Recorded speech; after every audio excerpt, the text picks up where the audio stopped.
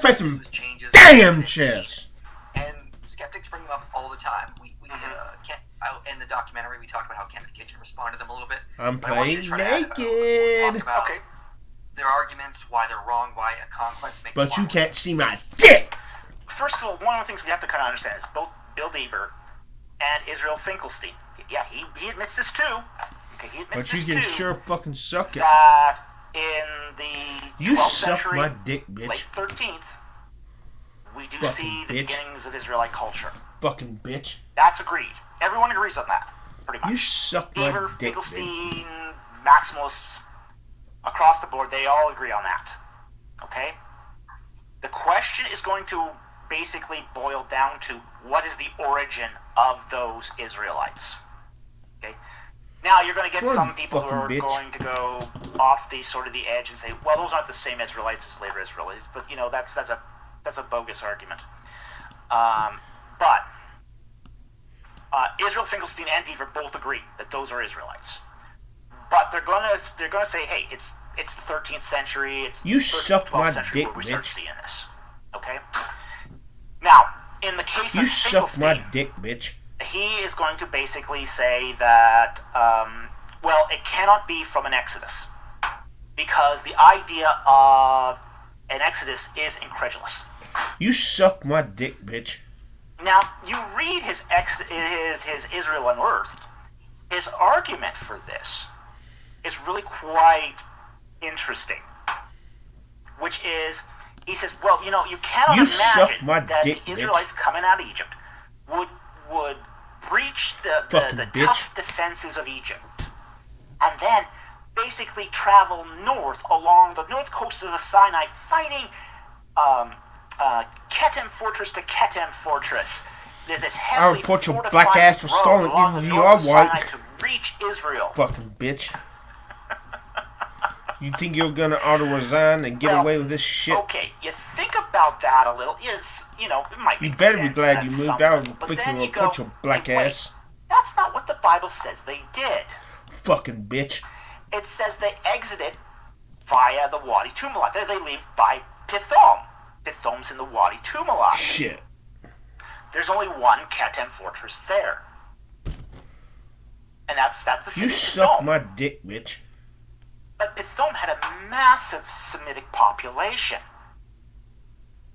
It was massively Semitic.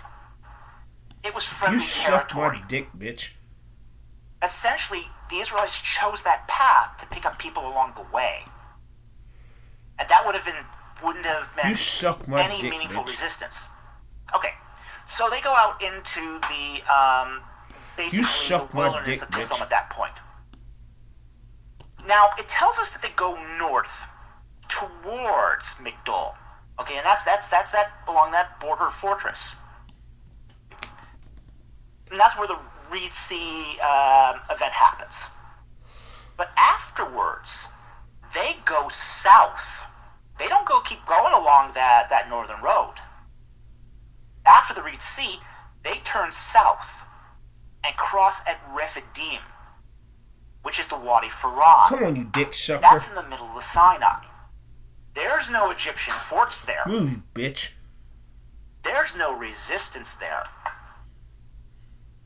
There's nothing preventing them from wandering the Sinai after that. In fact, we even find a verse that says that the Israelites were not supposed to go along the way of the Philistines, for they would encounter battle, become afraid, and turn back. You suck my dick, bitch. So they explicitly don't take that northern route. We would know this anyway because that northern route leads into the coastal plain. They don't come into the coastal plain. They go around the back end. They go up the back end, past Edom, Moab, and then cross into the north at Heshbon and Jericho. They come from the east. So they do this big circle around. So, Finkelstein's, reasons for saying that the Exodus is incredulous here just don't hold water. But that's the reason they're not. And both, Finkelstein and Deaver were raised in a religious tradition. Deaver was raised as an evangelical fundamentalist.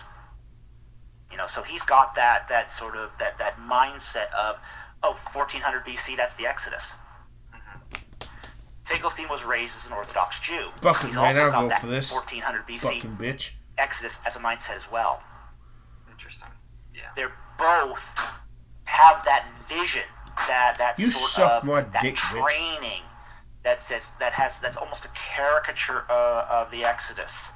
So for them, it is incredulous. Stupid! In the documentary we mentioned, there was a whole big population explosion that happened around 1200.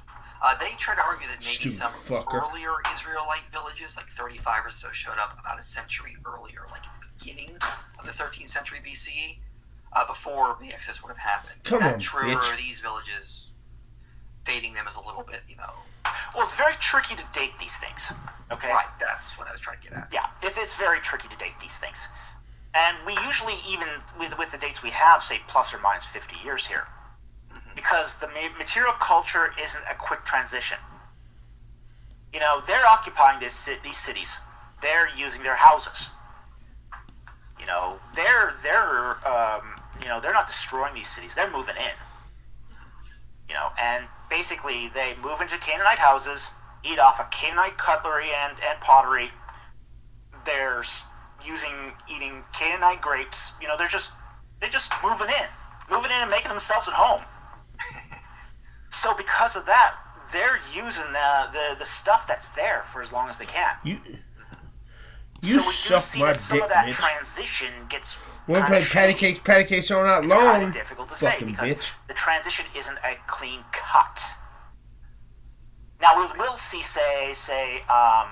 like in the 1150s, we'll already see kosher bones in bone piles already. Okay, but as far as the ceramic culture, that's a slower transition. That's a slower Suck transition my because dick, we do bitch. see You suck my dick, bitch. that they're using the native implements for as long as they can. And I saw this was a good argument. The skeptical argument makes no sense. Why resettle yourself under a different name and a different god? Why make up the Exodus and the prophet Moses? And they're referencing the fact that if you're just a bunch of local Canaanites moving into the hill country, why make up this elaborate story of an Exodus? Choose a whole entirely different god. If you're a Canaanite, use Baal. They're all worshiping Baal already. Exactly. Yeah, it's just a weird thing to make. Why stop eating pig? Bacon's good. Exactly. Yeah, and that's what we noticed in the conquest video. Around the same time of the population explosion, pig bones just seem to disappear. In the Judean islands. This came up as an objection on my channel. Why would the Israelites, pick up the Semitic custom of not eating pork? It's not a Semitic custom. It's an Egyptian custom. You suck my dick, bitch. Prior to the Israelites moving to Canaan, they were all eating pork in Canaan. It was the Egyptians that didn't eat pork. And they didn't eat pork because pig farming fouled up the waterways. Interesting.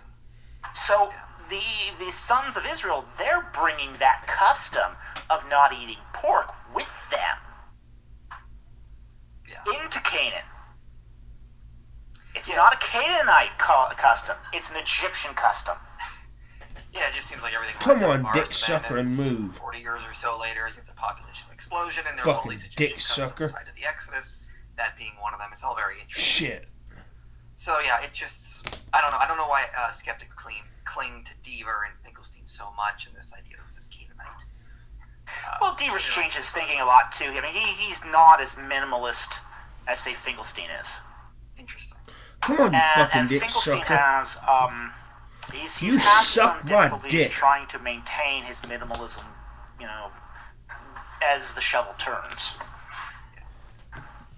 Yeah, I think that's important to point out as well. So, let's talk about some arguments against the late date for the conquest from the early date proponents. Okay. As we know, Bitch. Scott Stripling has been doing his thing lately on Mount Ebal, talking about it constantly. He has been arguing that at the Mount Ebal site, there is a. He's there probably is not a real rectangular 1500 rated. He probably won that on a fluke. When I kick his asses, he's gonna He probably says go there's a down to circular one 900 or underneath 800. it, and he's arguing that should date to 1400 BC. Okay. And a lot of people have said You're this, like, well, you're this one stupid could push the motherfucker. Exodus further back because there's another altar underneath it. And a Move second that layer, fucking right? whore right there. Shouldn't that also Put her mean ass in that, jeopardy. Fucking bitch. the conquest was earlier? Okay, well, the Stripling's organization, Think Association wrong. for Biblical Research, You and suck my the dick, organizers bitch. of the excavation at Mount Ebal I fucked his. have a Ho! strained relationship. I stuck my dick up his There's a butt. strained relationship there. Adam Zertel, who spearheaded No, he was that a real 1500 excavation rated. and had the concession. Man, I stuck my he dick needed up his cheap butt. labor, and he needed a way to fund the excavation, Fucking bitch. and basically found ABR to help them out. Okay? Shit. But the two are at loggerheads when it comes to actually interpreting the material. Okay? Now, Zertel will date the square altar to He's trying to bring the out late that 11th whore. century. You stupid fucking bitch. Late 11th, or early 11th, late 12th century. He'll date the round altar to the late 13th, early 12th.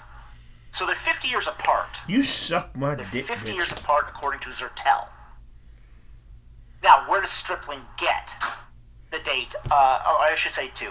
There's these altars You have suck a date my using dick, two bitch. methods. Okay, ceramic typology and a pair of scarabs that were found there. Now, ceramic typology does not help Stripling's case.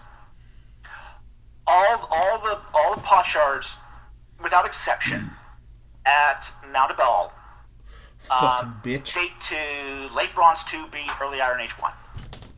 You That's suck your my around dick, your bitch. 1200, 1100 BC. Okay? So, that's no help to him. That, and you know, he has to kind of say, okay, maybe there wasn't any pots happening. Okay. But it's the two scarabs. The two scarabs here are what's I hate really those sort of fucking the nuts. So thing. that's why. Now, one scarab Fucking bitch. has the name Ramses II on it. And it is unquestionably in a Dynasty 19 style. Okay? So, it's the second scarab that's become the bit of the issue. It's got the name Tutmosis III on it. And Scott Stripling goes, we got a You Tutmosis suck my III dick, bitch. scarab. You know, we can now date that circular altar to the 15th century. Fucking Aha, bitch. there's our early conquest. Well, there's a little detail that he's left out here. That detail is that scarab is in a 19th dynasty style. Scarabs have styles of carving. Just like we see, Come on, you fucking for bitch. example, styles Take that goddamn of home. clothing or furniture. You can date clothing and furniture by their style. You can Fucking also bitch. date scarabs by their style. You suck my Think dick, of it bitch. this way. It's like finding an iPhone with a sticker of Elvis on it, and then dating the iPhone by the sticker. Whole lot of love going on. Yeah, not how it works. No, it's not how it works. And it doesn't work for scarabs either. It's not enough to date it by the Come on, you name. fucking dick You also sucker. have to date it by the style. And if you look at all the archaeological reports for Mount Ebal, they will all tell you that Tutmosis III scarab is in a Dynasty 19 style. Yeah. So it'd be anachronistic to date it to the 15th century. It seems only ABR is trying to argue Ebal can go back to 14. Yeah, it is only ABR who's arguing this because they've got a vested interest. This is a take all proposition for them. Okay, this is their. If they lose this, they lose it all. Okay, because Get that fucking if nut out of it you, proves slut. that Mount Ebal is a late Bronze 2b site and not a late bronze 1a, 1b site, then their hope of an early conquest is shot.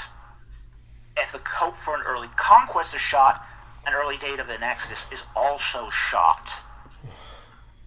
So it's a winner-take-all proposition for them. And if you guys go to they have to win this. If you go to the video description, Dr. Falk has already addressed a lot of their other arguments they use for early date, like the Shashu inscription, the Amarna tablets. They're arguing from the dating of biblical texts. A lot of problems with that. Everything points more to the late date by far and large, and especially if you just watch Exodus Rediscovered Conquest, and you'll see that the population does not change in Canaan around 1400 like it does around 1200. So it's cherry picking the data. Yeah, very much. It's cherry picking the data. It's picking out the pieces of data you like and ignoring the pieces of data you don't like. And that, of course, leads you to confirmation bias. Exactly. We're going to go to Q&A soon, so get your super chats in. We'll answer them for a little while here. But I have one more question for Dr. Falk while you're getting them in. So suck my any super dick, chats bitch. that come in, we will answer them. So go ahead and send them in if you would like them. But before we get to while that's happening, question for you. Any update on the Mount the Ball curse tablet? As we know, about a couple months ago, ABR announced that they had found this tiny little curse tablet in the up on Mount the Ball. You suck my dick, bitch. Cursed by the god Yahweh. If it's true, it'd be the earliest inscription for the mentioning Yahweh. So, any update on that? Anything we should know about that? Yes. There has been developments. We still don't have access to the raw data. We don't know when we'll ever get access to the raw data. Bitch. Okay. I'm hoping they're not going to pull a Steve Collins. And essentially, we're not going to give you the raw data unless you agree with us. Okay? So, you suck my dick, bitch. Never got the raw data for Tel El Hammam. You suck my dick, bitch. Is because unless you agree with them, you don't get it. Yeah. You suck my dick, bitch. That one, but that does not seem like it's checking out now. No, it's not checking out. So, we don't know when we're going to get the raw data. Okay? However, one of the translators, Gershon Galil, just this week proposed, basically translated another stela from the late bronze Man, I'm gonna to get my ass a handed to me. site at Jerusalem. Now, this one is even more hinky, but it has a translation of a curse that's almost identical, strangely identical, to the Ebel amulet. Okay? Now, you look at the tablet, and there's a nice photograph of that Jerusalem tablet, and it looks like chisel marks. It just looks like chisel marks. It doesn't look like writing of any kind. Nothing I can identify as writing. You know, is this a case of pareidolia? You know, you looking at the suck clouds my and dick, seeing a bitch. puppy in the clouds. It's possible that does happen to some epigraphers. But it puts into extreme doubt this shit. his methodology for transliteration, epigraphy, and translation. When I looked at the photos that I saw of the Ebel amulet, and I got a few insider photos, I could only make out two characters distinctly. An aleph and a resh. Okay? Now, I don't think anyone, argues that the Ebel amulet is a curse amulet. It's made out of lead. You know, these are very common during, say, the Hellenistic period and into the Common Era. But translating that, providing a translation of that, is a whole nother matter. Especially since it's been hammered flat. You know. Come on, you bitch. You know, but but if Galil is right that the Jerusalem tablet is a bona fide translation, that puts serious doubts as to whether or not that Ebel tablet is distinctly Ebel amulet is distinctly Hebrew. Come on, you bitch. Because late bronze, 2B Jerusalem, Jebusite time. That's a Jebusite kingdom. It was all the way to the time of King David. Okay? So, doesn't matter if you're early date or late date. Late bronze 2B Jerusalem is Jebusite. It's Canaanite. And the spelling, We'll play pancakes are not long. the whole formula of that curse text in that Jerusalem tablet looks almost exactly the same as that Ebel amulet. So, if we can't tell any difference between the two, it puts serious doubts as to not just whether or not the Ebel amulet is distinctly Hebrew, but whether Galil and Peter van der Veen were reading anything at all. So I think there's some serious red flags here. Some serious red flags about that amulet and the Jerusalem tablet, honestly. That, I mean, even the Israeli Antiquities Authority has already put out a notice saying, you know, exercise extreme caution before believing this. We're having our doubts. God damn it! And if they're putting out a press release saying we doubt this, you know, they don't normally do that. You know, newspaper fines come and go. They very rarely put out something that says, "Hey, caution here." Come on, you fucking bitch. Caution. Red flag, red flag, red flag. Yeah, well, luckily Douglas Petrovich has already said on Twitter that the Jerusalem inscription is Hebrew in a Jebusite kingdom, which... Well, that's an amazing coincidence. Son of a bitch. Yeah. It's an amazing coincidence that we have a Hebrew inscription inside of a Jebusite city. I don't know how that works. How does that work? How does that work? I know. God damn it. I know Petrovich is not much of a historian, but you would have thought that he would at least realize that, well, Jerusalem was conquered by King David. It was the one city that the Judahites were not able to secure. They sack it briefly during the beginnings of the conquest, but they don't take it, they don't secure it. And the Jebusites rebuild. And it remains a solid fortification until King David.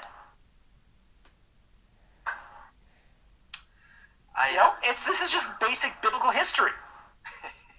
Yeah, there's a lot. Just let everyone know, there's a lot of red flags coming up about the Ebal curse inscription. Yeah. So I would wait before using this as putting any stock in it. Let's wait to get the raw data. Yeah, and that's let's have a look. Out of Exodus Rediscovered entirely because we don't have the data yet. Yeah. So we're gonna go to Q&A. So if anyone wants to send any super chats in, we'll answer them right away. We have a question here. Has Lorenzo Nigro's research made any impact on biblical scholarship? Is Joshua still seen as an historical figure? I mean, a lot of people doubt. Or is Joshua still seen as historical fiction? My mistake. Okay, the whole thing with Lorenzo Nigro. Lorenzo Nigro is very sheepish about this. He's being bullish. Suck my dick, bitch. He's being sheepish. You know, he doesn't like to admit this. He's fully aware of Garstang's second destruction layer. Mm-hmm. He's aware of his second late bronze destruction layer. And he's aware of you stupid the bitch, fact you that should the move late that fucking bronze one occupation at Jericho did not produce a destruction layer. Okay? But the late bronze 2B particularly layer had been wiped away through site leveling. And when he's asked, he goes, his audience is either smart enough or they well read enough on the literature or they aren't. You suck my dick. And he's happy either way. You suck my dick. You suck my dick. If they're not well read on the literature, he's happy with them being God dubious. fucking damn it. If they are read enough, he'll just go, well, draw your own conclusions. God fucking damn it. Okay. So he's very bullish about this. Very bullish. Now he has made some. His discoveries at Jericho have reopened the door to the possibility of a historical Joshua. There's no question about it. They've also opened the door of some of these other late bronze sites, or these sites where we don't find late bronze You suck layers. my dick, you stupid dumbass. Because that's bitch. one of the things that's sort of ubiquitous in, say, the region, is we don't find a lot of late bronze layers across the Judean foothills. That's very odd right there. We'll find, say, potsherds from late bronze period, but not necessarily the whole layer. How much site leveling was being done elsewhere? How often were these sites being sort of re-leveled for construction? God fucking particularly damn it. Israelite construction. God For those who fuck don't it. know, we talked about it in the Conquest video, is that there was evidence of site leveling that happened at Jericho. So later builders God cut fuck in it. to the late Bronze Age layers because of removing them. So it's not God that we don't find evidence of fuck it. construction. God we find fuck those, it. Those layers have been tampered with. So that's the problem there. But he did find some evidence that does correspond to the biblical account. It's just we need to do more research there, which would be very nice. Yeah, he did find a portion of a mud brick wall, and that's very encouraging because if there's one brick wall, there's probably a second one somewhere. You know, because one didn't just put up a single mud brick wall because they weren't that strong. You made them into a casemate design. So, quick question. I think this one is for me. Anything about Judges rediscovered? I don't know if I'll call it that. I think I'm just going to stick with the Exodus thing. I'll probably just do something on biblical archaeology. Suck my dick, bitch. I got to go through a bunch of books and excavation reports first, tally up the data, see what I can get to, go through Kitchen's book again. But yeah, that should. That's probably a little far off. I'm going to do some stuff on the documentary hypothesis first, do some videos on eschatology, and circle back to archaeology eventually. Let's see. Here we have another question here. What is the time frame from the Israelites leaving Avaris and the Renepta Stele first being built? Would this time be enough for Renepta to know of Israel? Yeah, absolutely. The fact is that once the Exodus happens around 1265, they want around 40 years, so they're entering around 1225. And a year later, Renepta comes to the throne. Suck my dick, bitch. And then 5 years from then, he does his campaign against the Libyans. Okay? So, all it would take for him is to encounter one tribe in the Levant that says, hey, we're Israelites, we're not Hurrians. And he would know about them. You suck because, my dick, they didn't bitch. kill everyone. They took survivors. They took slaves. They did take captives. And they would interrogate them. Just like any captive. We do actually have instances where false prisoners are sent by opposing armies to be taken as captives. So when they are interrogated, they give false information. And we have actually Egyptian papyri that record some of these instances where they've encountered people that they've captured that were there planted to give the Egyptians false information. Interesting. So, next question. This one should be a short one, I think. Renepta only reigned for about 10 years. Is that correct? That's correct. Okay, good. Here's another question. This one's a little bit unrelated, but it is still interesting. Genesis 5, meaning in order from Adam to Noah, means man appointed mortal sorrow, and yet the blessed God shall come down, teaching his death shall bring the despairing rest and comfort.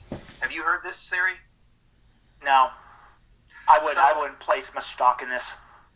Yeah, it's the argument that the names meaning. Yeah, the names mean something. And essentially you're reading the names to get a message about the message. Fucking dumbass. Yeah. I would say, if you guys know, there was a book written by Richard Hess called Israelite Religions. He's got a section on these names. He points out we don't know the meaning of a lot of these names. For example, we know that Adam is man, but we don't know if Seth actually means appointed. Enosh actually just means man as well. It's not mortal. whoever came up with this theory just saw that it meant man and then returned it into mortal because that would make it an adjective, so it fit with the theory. So check out Richard Hess's book. This is not a good argument. Please don't use this. Here we got a super chat coming in. Super chats go to the front of the line. Does Dr. Falk have an opinion on the population per acre of ancient towns? If you think that Yes. We do know, for example, the population density in Egypt of, say, Semitic villages. And Totally I dick think sucker it's move, around fucking 800 dick sucker. per hectare, but I'd have to probably look it up. Especially at suck the this town naked of dick. Kahun, which was a Semitic village in the near the Fayoum, You by fucking the bitch. Middle Kingdom capital of Ishikawi. So we do have a pretty good idea of what the population density was at that time.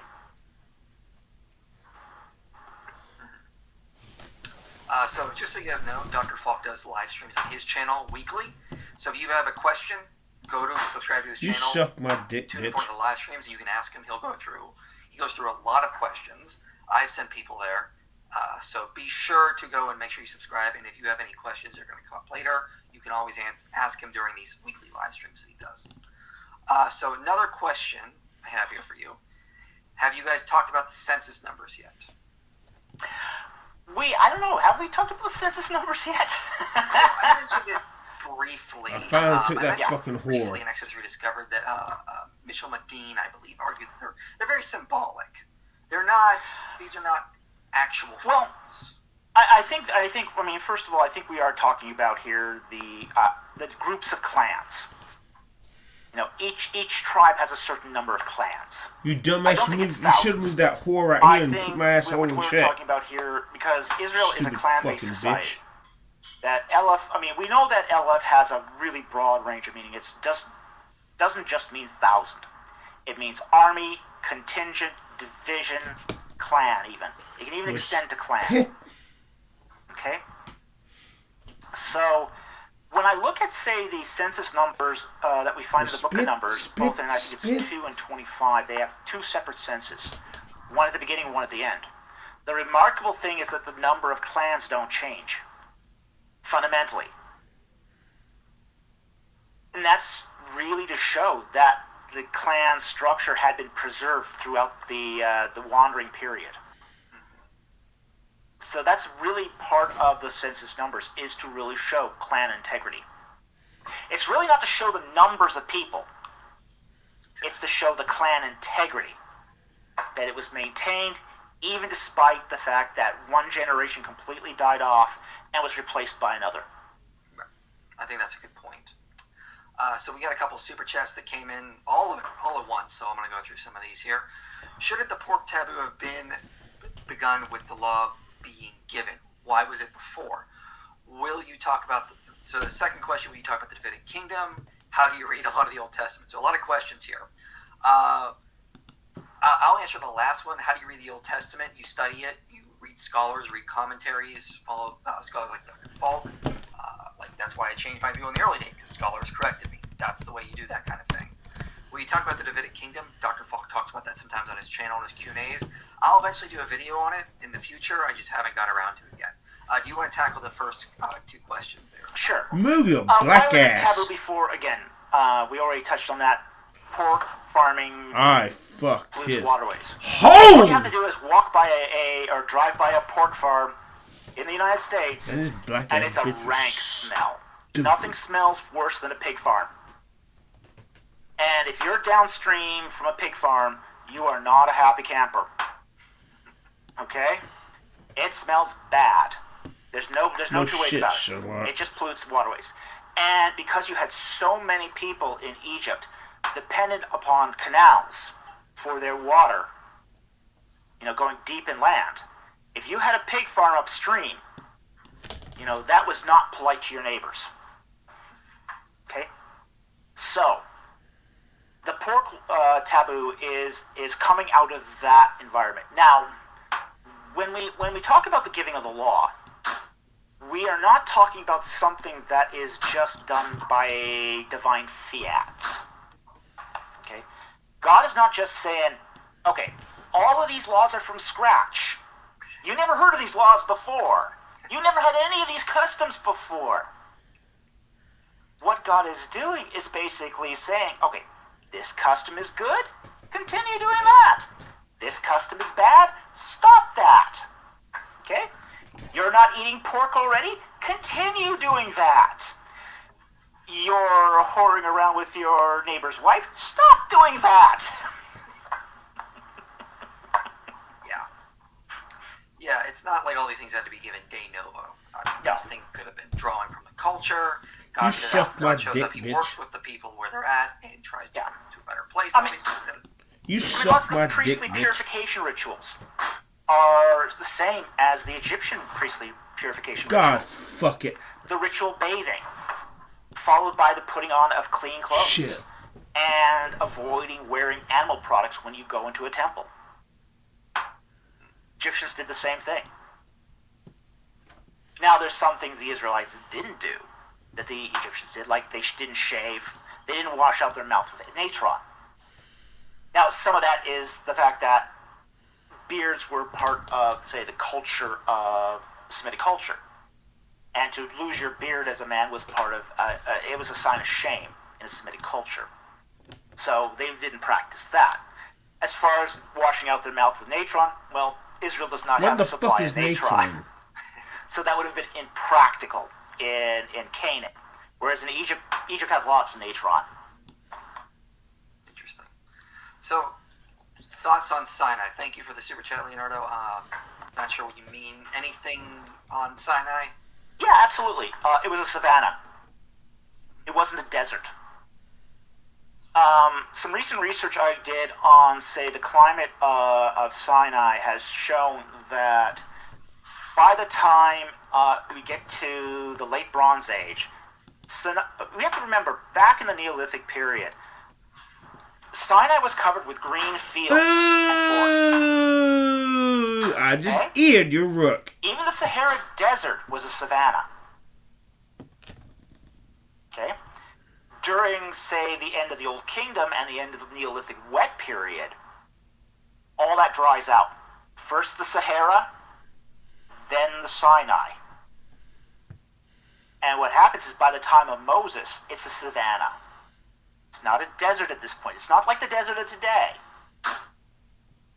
We have to remember that the Israelites are still grazing their sheep in the Sinai. Midianites are still grazing their sheep in the Sinai. You wouldn't be grazing your sheep somewhere where there's nothing to eat. We actually have records of Bedouin from the Middle Kingdom. Okay, these are Middle Kingdom Egyptian records where Bedouin are grazing cattle in the Sinai. Son of a Okay? bitch. Cattle require water and silage and a lot of it. Okay? If there's nothing to eat, there's no water, you're not grazing cattle.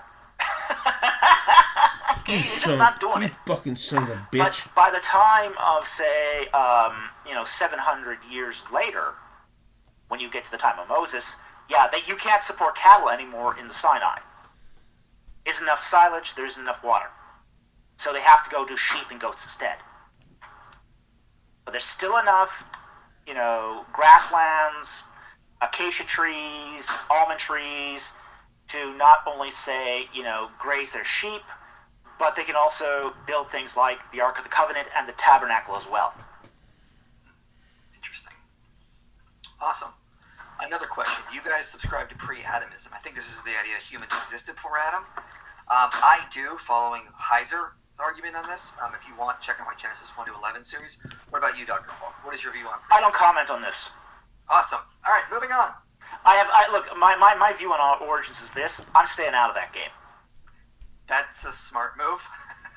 If you want I don't much care if you're young Earth creationist, old Earth creationist, progressive creationist, theistic evolutionist. I don't much care. Doesn't matter to me. I follow the scriptures. I do believe there was an Adam. Me too. Okay. I have certain opinions about Genesis and, say, the timing of events, but I don't make a big deal of them, and basically I stay out of that game.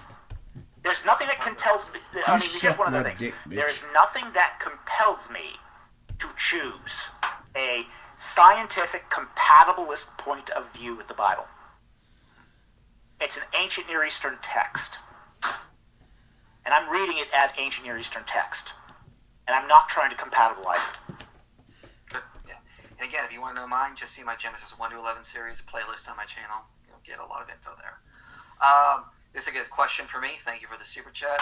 Will you do a video on defending Daniel? Yes, I gotta ask some of these fucking there are so many things. topics I need to get to. Right now, again, I'm going to focus on documentary hypothesis. That's coming out next month. I'm going to focus on eschatology. I'm going to go back and do a little bit more on reliability of the Gospels because I've been reading a lot on that and wanting to come back. Then I'll come back and do more Old Testament stuff because Dr. Falk does a lot of great stuff on Old Testament. I've done some stuff on Old Testament that's almost as good as his stuff. But you flatter me. Of course I do. Well, you're on my channel. I have to be polite. Oh, okay. But, I'm glad we've cleared that up. Not all apologists do, or scholars Accept those apologists do a lot of stuff on Old pawns. Testament. That's why I wanted to do more. That's why I did the Exodus series, because up to this point, there's not been a lot of good Exodus documentaries. We see things like Patterns of Evidence or Exodus to Code. Munch on them pawns. Tinfoil hat theory. So I will do a lot more on Old Testament. I just got to circle around.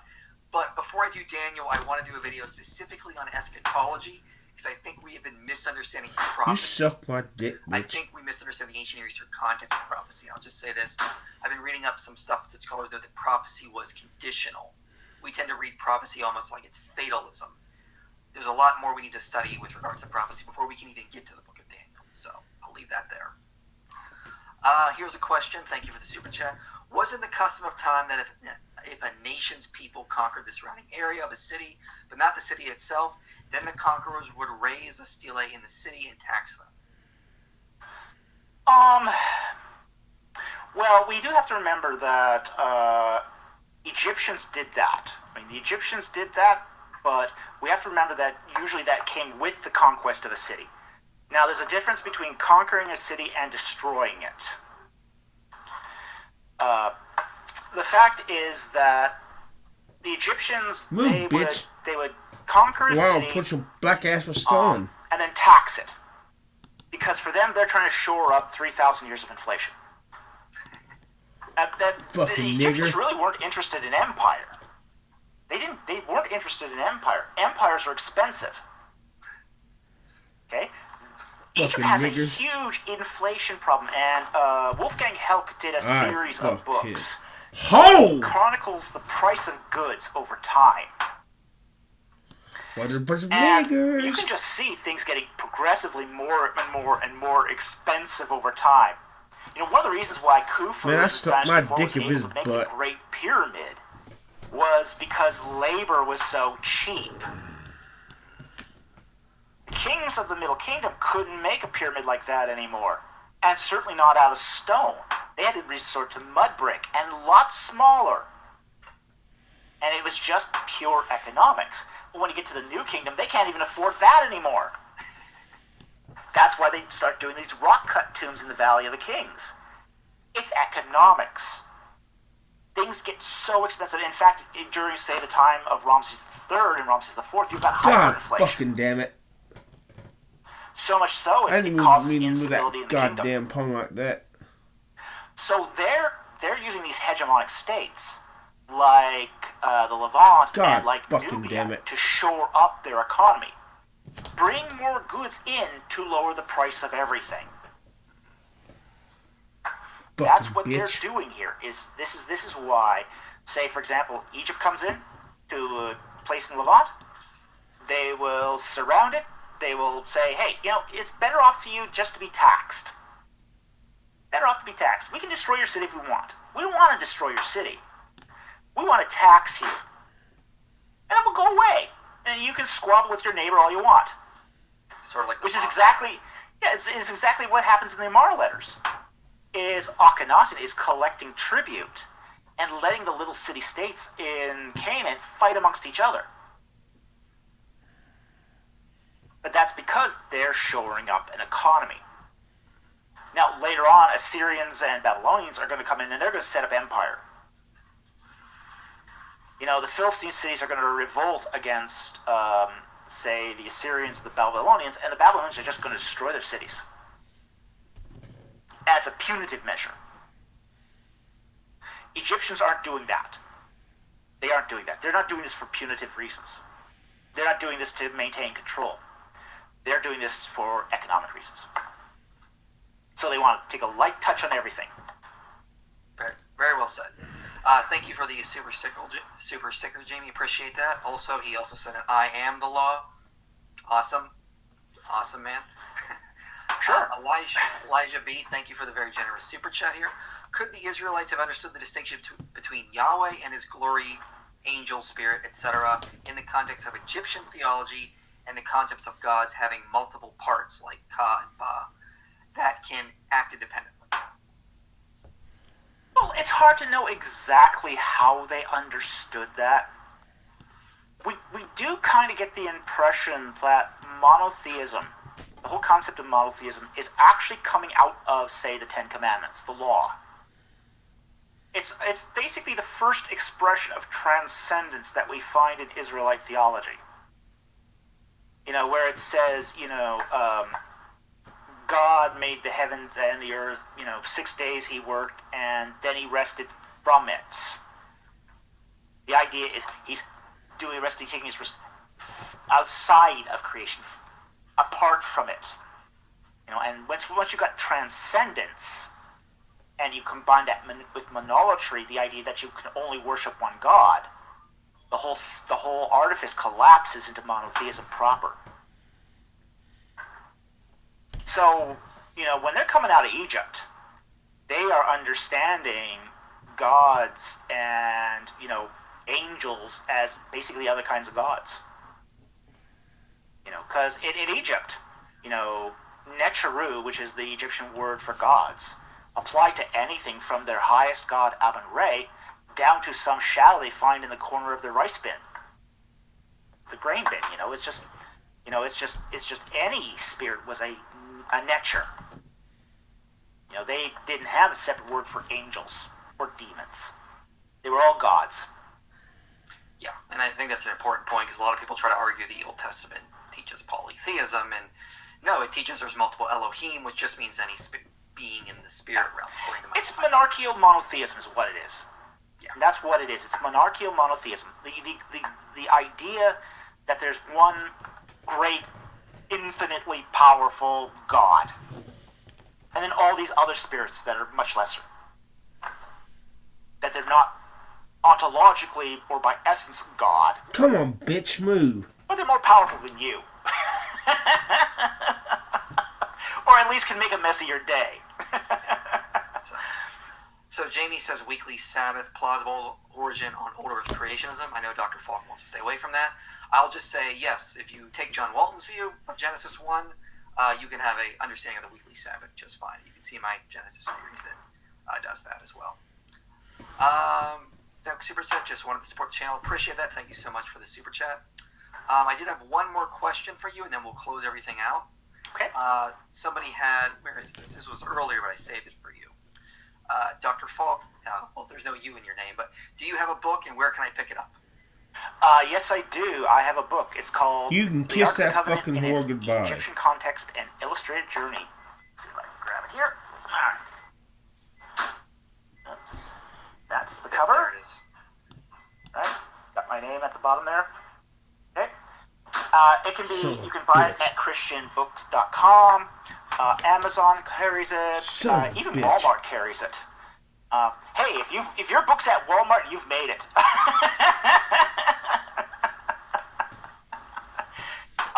It's a great book, even if I do say so myself. It is a great book. I've read it. It is.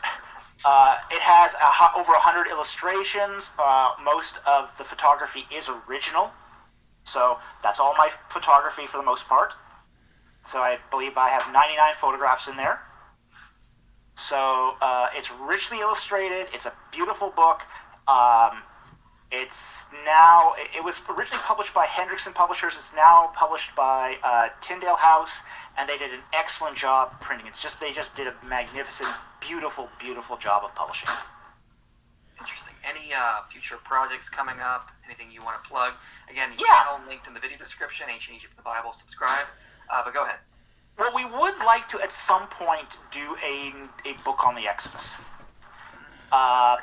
Particularly with a focus on the plagues of Egypt. God fucking damn it. Now, we figure we'll also include evidence for the Exodus as well in that.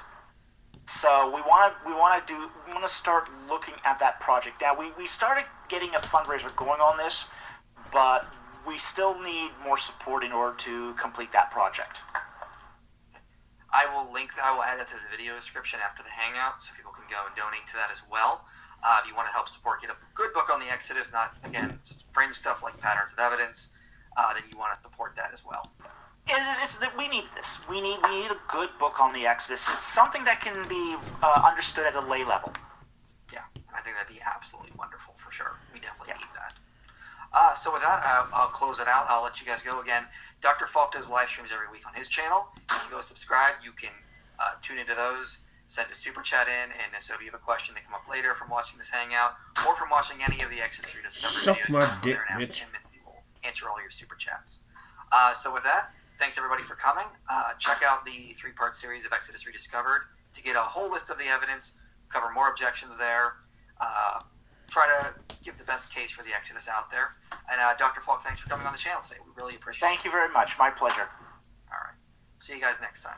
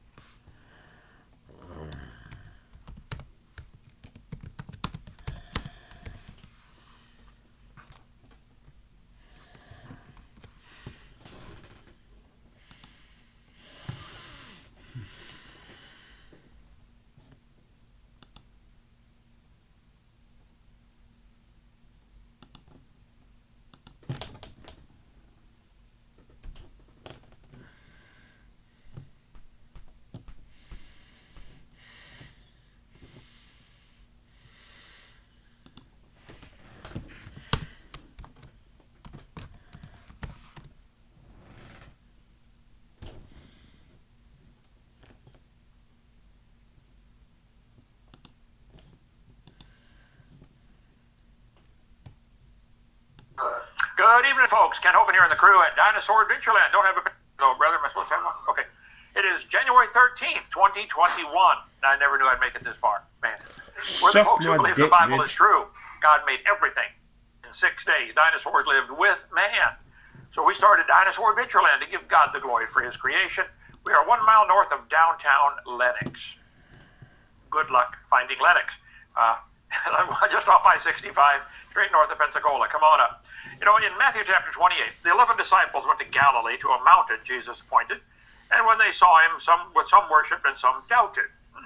But he came and he said to them, Go ye therefore, and teach all nations, baptizing them in the name of the Father, and of the Son, and of the Holy Ghost, teaching them to observe all things whatsoever I have commanded you. Jesus told his disciples, Go get people saved, get them baptized, teach them to go do the same. That's our commission. That's our job. That's what we're trying to do. 140 baptized so far. If it's too cold, we baptize in the spa. It's rough, but somebody has to do it. We've had 4 out of 140 baptized in there. We've had visitors from all 50 states. Come on down. Put a pin in the map where you're from. Visitors from 60 countries. Now it's happy birthday to my granddaughter, Kaylee. Let's sing the birthday song. Ready? 1, 2, 3, 4. This is your birthday song. It isn't very long. Happy birthday, Kaylee Hovind. What a blessing you've been to the family. Man, okay. he can't sing with call the her right good the White House goddamn. about my case. So I gave the wrong email earlier. I don't know what the right email is. Does anybody know? Just go to Man, he can't whitehouse.gov sing and you with figure it the out from good there. God fuck. Just say, Dear President Man, he Trump, can't please grant sing a with pardon the to Ken good Joe Hovind for the goddamn. totally unjust 2006 case number.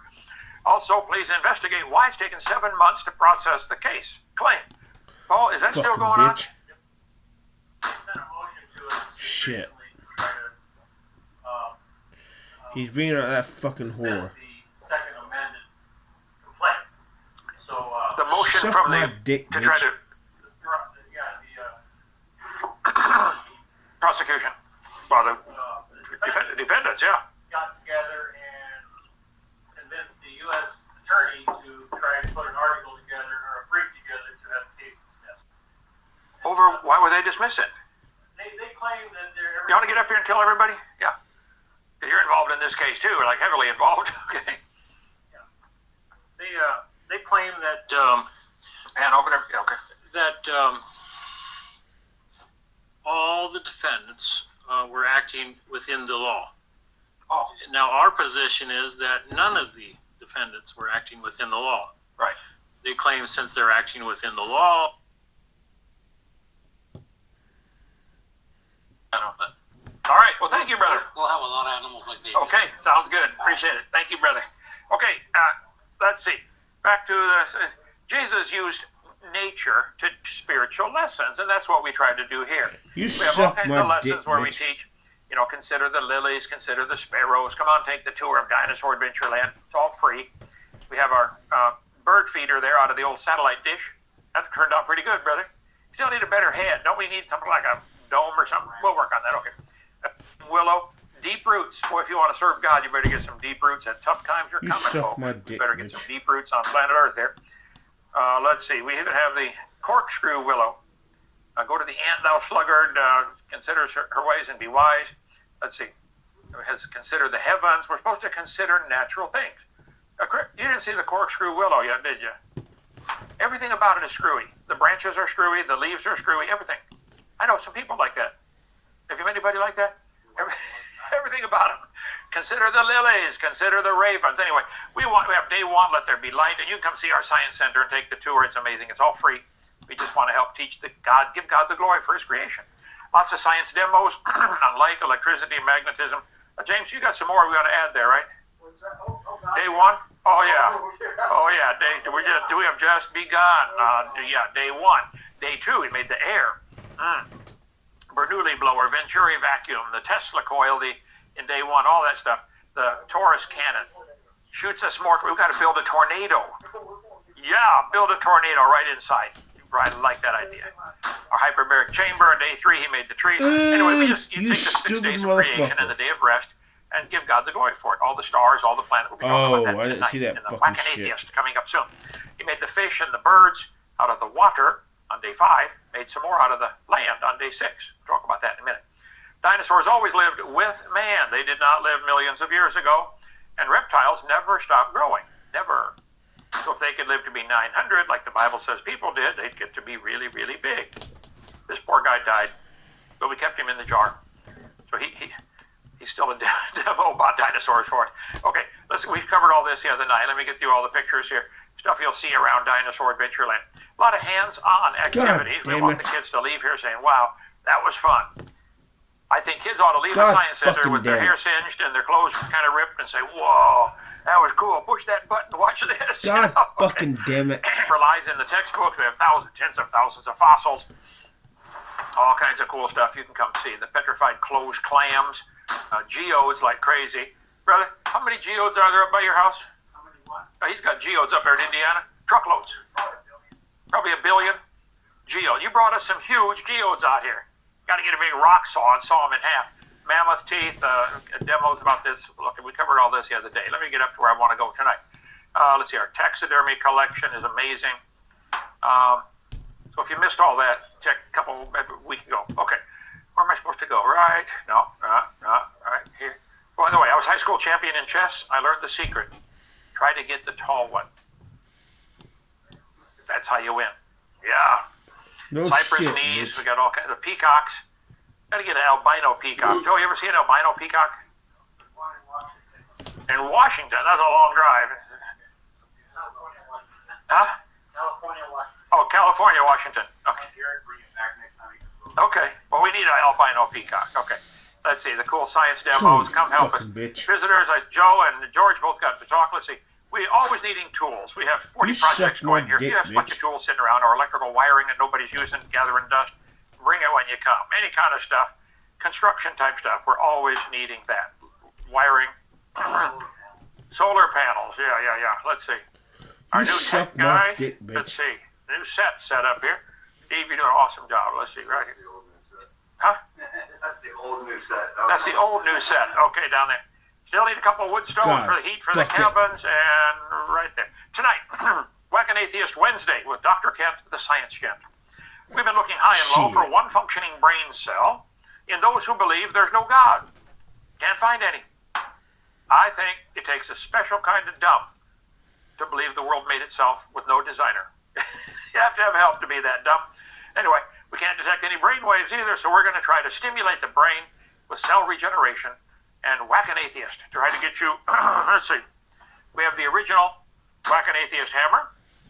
Thor came to visit from Norway, and very appropriate, and gave us the Thor whack an atheist hammer. Where's the, here we go. I thought you didn't believe in false gods. SpongeBob, imagine, we all came from a rock. Whoa, just imagine. Anyway, just in case we get a tough nut to crack, well, it's got stuff on top of it. We got a big one. Okay. Small children can learn to spot how stupid evolution is and whack them back down with Christian love and truth and real science. We're not trying to hurt you. We're trying to help you. It's a joke about whacking atheists. We're trying to get you converted before you go to hell. Okay, so many need whack these days. The Bible says in the last days would be scoffers walking after their lust. And they would say everything's happening now like it's always been happening. You can read these passages, 2 Peter 3. And they're willingly ignorant of the creation, the flood, and the coming judgment of God. Yeah, come on, you dumbass. Take that fucking poem. Somebody sent me this. Bill Nye. Oh, Kent Hovind is getting out of prison. Time to retire. Fuck. Yep, Bill. Tell you what. And now creationists are saying I should retire because Kent Hovind is out of prison. Why? I already humiliated one creationist in his own museum. Well, Bill, come humiliate me in my museum. Come on. Call 855-BIG-DINO. I'll debate you and 20 more evolutionists with half my brain tied behind my back. Same thing with you, Ricky. Anytime. 855-BIG-DINO. Come on, bring it on down. Right here at my museum. Debunk me. You can sit right here beside me. I get half the time. No interrupting. We talk about one topic at a time. You give the best evidence you know of why you think you came from a rock 4.6 billion years ago. Or why you think you're related to a mosquito. Or whatever. Okay, tonight we're going to do a little bit more. I won't be able to finish. I started one a couple weeks ago now. I get tied up. Inspiring philosophy, which is no such thing. He's actually inspiring doubts in God's Word. That's what he does. Inspiring philosophy. Michael Jones. I had never heard of him. Somebody sent me the link and said, oh, you got to take Michael Jones. He did top 10 problems for young earth biblical creation. What are the problems? Well, we covered a couple of them before. You can go back to the previous one, maybe 3 weeks ago. I forget what. Top 10, number 10 he covered. We answered that one. His channel, I believe, is turning people away from God. Okay, let's see. Let me get up here. We did number 10 is not a problem with number 10. Number 9, we covered that one. Number 8. Number 7, and tonight, let's see, number 7, we answered that one. Let's see, number 6. He claims, oh, Steve, is it too late to call up him actually speaking? I should have got that ready. Not necessarily. Inspiring philosophy. Let's see, I got to get my PowerPoint. Let's let him play here at 8 minutes and 7 seconds. Inspiring philosophy. Okay, all yours. While Steve does his magic with the computer, y'all, You got it right there? yeah, that's it. Drag it over. And just got mic on or something? Fucking Okay, dumbass. Alt-Tab. 2. PowerPoint. No. Yeah, to your, God damn it. No. no, back to the. Right there. Ah, okay. There you go. Here he is. I want to get to It's at 8 minutes. It's at 1 minute and 14 now. Yeah, I want to go to 8 minutes because we did his first 4. God Look at fucking that. damn Grab it. that little dot. Move it over to 7. Yeah, his whole channel claims to be inspiring people. It inspires you to doubt God's word is all it does. And Michael, I'll take you on any time. Come on down to Lennox, or we can do it there. 8 minutes. Okay. Now, just hit play. Number 6, Genesis 2:4. Young Earth creationists often argue that Genesis 2 is a God recap of what fucking takes damn it. place on day 6 within Genesis 1, when God made humans. But Genesis 2:4 poses a problem for suggesting this chapter is a recap. The verse begins with, "These are the generations of the heavens and the earth when they were created." This is what scholars call a toledoth, and it is used throughout Genesis, almost like chapter markers for the ancient audience. Let me say this, he is correct. There are 10 toledoths, and they come at the end of the section. When the person is signing off, see, Genesis has 10 different authors. God had to write the first chapter. In chapter 1, it says God created, God did this, God did that. When you go to chapter 2, it says Lord God. Adam wrote chapter 2. And Adam signs off there in verse number 5:1. Chapter 5, verse 1, he's signing off. This is the book of the generations of Adam. He's done. Then you read the next one, you go to Genesis 6:9. These are the generations of Noah. So Noah wrote chapter 5 and part of chapter 6. He was there, eyewitness account. He saw it happen. Then these are the generations of the sons of Noah. They would have written most of chapter 6, all of 7, all of 8, all of 9. They signed off in 10:1, called the Toledos. I covered that on video number 7 of my creation seminar series, which you can get on drdino.com. Okay, let me go on here. However, when this phrase is used, it always introduces what comes after the person. No, you are mistaken there. That phrase comes after what that person got done speaking. So you got it backwards, Michael. Or the generations that follow him. It is never used to denote a recap of something that happened prior to this. So you are mistaken, as we'll cover in just a minute, Michael. If you really want an answer, go ahead. Biblical scholar John Walton notes that the phrase in Genesis 2 is probably teaching the same idea, and that what takes place in Genesis 2 is meant to be a sequel, not a recap of what happens in Genesis 1. After God establishes the cosmos, he then hones in on one region on the earth to create a garden environment. But this would mean what is commonly viewed as the creation of the first man in Genesis 2 is not actually the creation of the first man. Since in the prequel to Genesis 2, God elects all humans to be his image, and this would take place before Genesis 2 and before Adam is believed to have been created from dust. So he made a bunch of humans, and then he selected Adam. Now listen to what he's saying here now, okay? I'm fixing the ear. Scholars You're like right. Michael Heiser note Genesis 1 speaks of encompassing all of humanity, not just one man or one couple, implying when God made man in his image, it was meant to include all Suck humans, my dick, bitch. wherever they were existing at that time. Then Genesis 2 picks up after this with the creation or election of two specific individuals. So he selected two specific individuals. There was a bunch of people already there. Are you getting what he's saying? Okay, now, Michael, let me explain it to you in Christian love, okay? There. Does Genesis 1 conflict with Genesis 2? I cover this on my seminar part 7, the question answer. No, it does not. Michael, you are wrong. W-R-O-N-G, wrong. Let me explain it to you. Ephesians says take the helmet of salvation and the sword of the Spirit, which is the Word of God. I believe the Word of God will settle this issue. Now, when I was a brand new Christian, age 16, I got saved February 9th, 1969. My spiritual birthday's coming up. And there's me with my 1963 Volkswagen. Yeah. Goes 0 to 50 eventually. Downhill. About 3 hamster power. Anyway, my first car, man, I was so proud of that thing. Washed it, waxed it. Didn't realize everybody's laughing. Volkswagen. I thought it was cool. Anyway, my parents were kind of concerned that I was getting a little carried away with my Christianity, going to church